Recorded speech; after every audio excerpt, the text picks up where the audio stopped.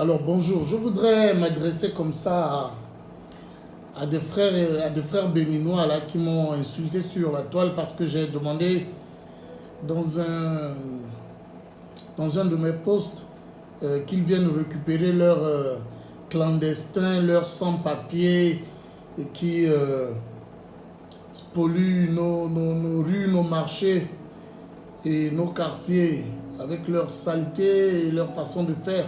Ils attirent le choléra au Gabon et puis ils se sont fâchés alors que ce n'est que la vérité. Ils se sont mis à bombarder la toile de très belles images de Cotonou. Mais je voudrais leur dire que réveillez-vous les gars, réveillez-vous. Je vous parle en tant qu'Africain, réveillez-vous.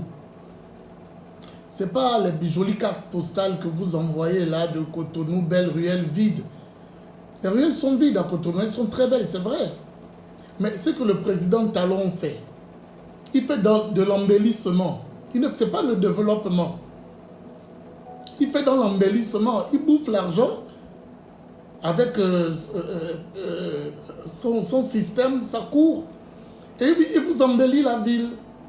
Mais vous n'êtes pas capable d'y vivre puisque vous vous expatriez. De gré ou de force, volontairement ou pas.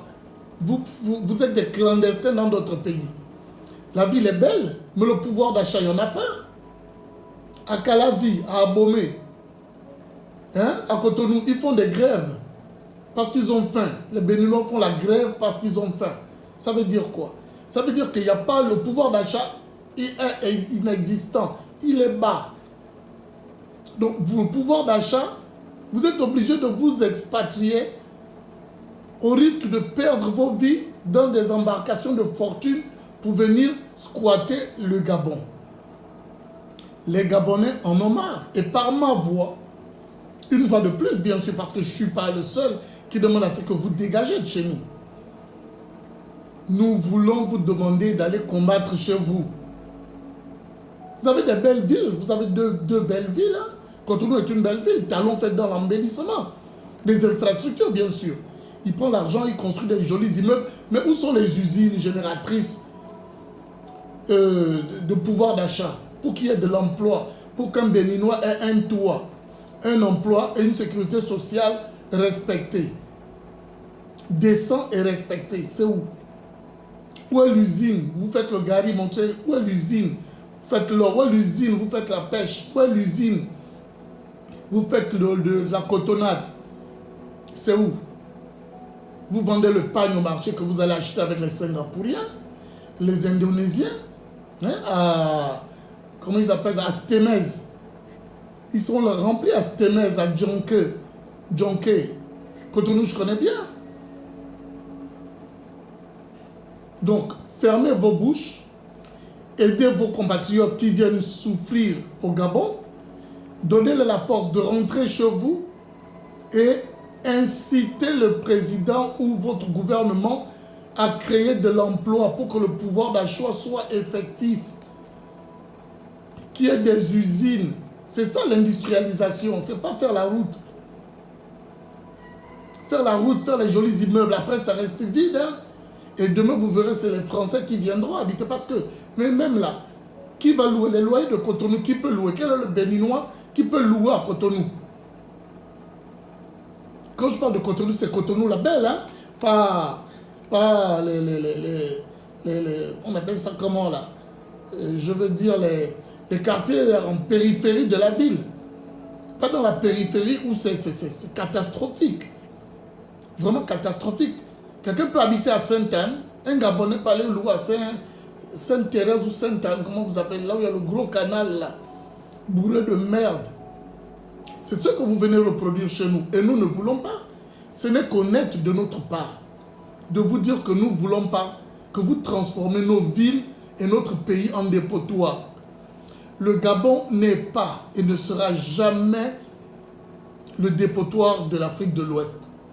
Venez prendre vos sans-papiers, vos marabouts, venez prendre vos ngangas, venez prendre vos commerçants, vos esclavagistes, ramenez-les chez vous. Qu'ils aillent habiter dans les jolis immeubles que Talon construit là-bas. S'ils peuvent même payer le loyer. À Cotonou, à Calavi, à Abomey, à Porto Novo. Allez voir à Porto Novo. Donc, fermez un peu, hein, le clapet, vous fermez, vous vous mettez, comme vous savez le faire en communauté, faites la tontine et vous dégagez. C'est ce qu'on vous demande de faire. Hein? Les plus honnêtes se soumettent à nos lois, font les papiers et nous respectent. Ce n'est pas venir m'insulter ou partager des publications du beau côté de l'embellissement de la ville que Talon a bien pu faire.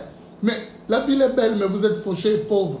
Ça sert à quoi d'avoir une belle vie, une belle ville et être fauché, ne pas être capable de profiter des bienfaits de cette ville-là. C'est-à-dire, les infrastructures devraient emmener de la valeur ajoutée. Mais à la Cotonou, c'est les Libanais qui font les pizzas. C'est les Libanais qui occupent la place. Les plus beaux cafés à Cotonou, c'est les Libanais. Au Cornetto, hein, le Cornetto en face de la banque générale. C'est à Cotonou, allez-y voir. Quel est le Béninois qui va prendre le café là-bas ou le petit déjeuner? Au Novotel, c'est que les étrangers. Le pouvoir d'achat est bas à Cotonou. Vous êtes pauvre, c'est une vérité. Il n'y a pas d'usine. Il n'y a pas d'infrastructure de transformation de produits. Donc, vous la fermez, vous venez prendre vos clandestins, vous les ramenez chez vous et vous vous battez là-bas. C'est ce qu'on vous demande de faire.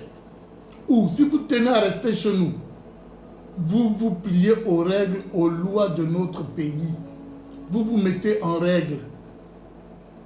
C'est ce qu'on vous demande de faire, rien de plus. Ce n'est pas la peine de balancer des belles ruelles de Cotonou, des jolies avenues. C'est de l'embellissement. Ça s'appelle comme ça en français. Prenez un dictionnaire, vous allez voir. Ça s'appelle de l'embellissement. Ce n'est pas le développement. Faire la peinture à sa maison, hein, mettre des caméras, on embellit la maison. Mais dedans, les enfants ont faim. La femme n'a pas de quoi payer le pain. C'est la même chose, hein? L'exemple terre à terre que je peux prendre pour vous l'expliquer. Il faut que vous compreniez. Arrêtez de prendre les pirogues à Abomey pour venir échouer sur les côtes gabonaises. C'est ça, c'est le plus important. Que nos autorités renforcent la sécurité sur nos côtes. Il faut donner à la gendarmerie nautique plus de moyens. Il faut donner à la marine nationale plus de moyens. Des vedettes qui patrouillent de nuit comme de jour. Parce que ces gars-là, je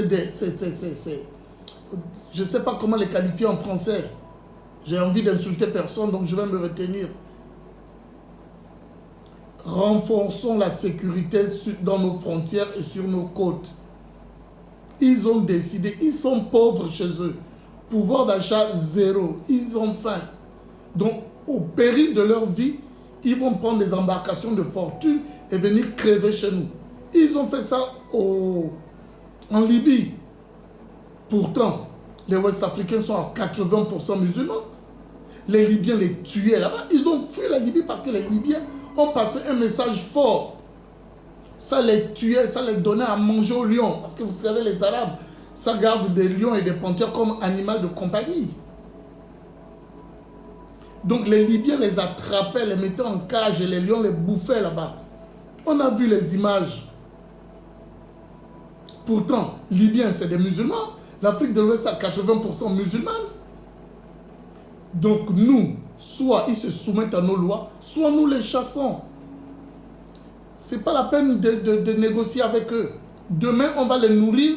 Ils vont se transformer en lions, vont venir nous arracher les terrains, vont venir nous arracher tout ce que nous avons.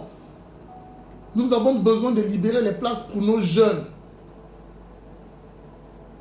Des places dans l'entrepreneuriat, dans l'investissement privé.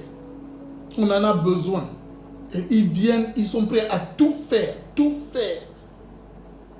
Donc les autorités gabonaises, prenez vos responsabilités.